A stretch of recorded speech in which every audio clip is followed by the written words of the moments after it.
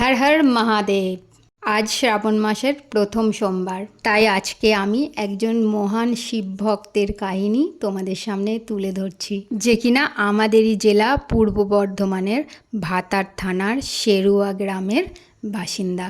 তার বয়স মাত্র 21। সে কিন্তু খুব ছোট্টবেলা থেকেই মহাদেবের ভক্ত। আর তার ধনুর ভাঙা পণ যে সে তার নিজের গ্রাম থেকে আদিযোগী ডন্ডি কেটে কেটে বাবার কাছে পৌঁছাবে। আর এর দূরত্ব শুনলে আপনাদেরও মাথায় হাত পড়ে যাবে। 2095 কিলোমিটার। হ্যাঁ, এতটা রাস্তা সে সম্পূর্ণ ডন্ডি কেটে কেটেই যাবে।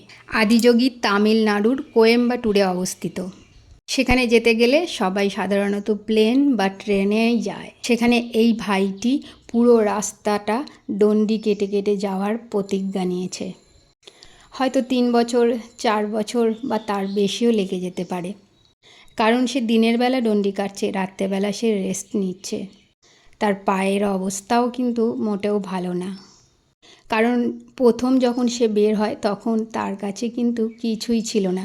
এমনকি আপনারা ভিডিওতে যে থার্মোকলটা দেখতে পাচ্ছেন, যেটা পেতে পেতে সে ডন্ডি কাটছে, সেটাও কিন্তু প্রথমে তার কাছে ছিল না। পুরো রাস্তাটায় মহাদেবের ভক্তরা, সাধারণ মানুষ তাকে অনেক সাহায্য করছে, আর মিলছে প্রশাসনের সাহায্য। এর আগেও সে কেদারনাথ গিয়েছিল সাইকেলে করে, সেই ছবি আপনারা দেখতে পাচ্ছেন। আসলে মহাদেবের প্রতি ভক্তি তার বহু দিনের, আর এই ভক্তিই তাকে পৌঁছে দেবে তার লক্ষ্যে।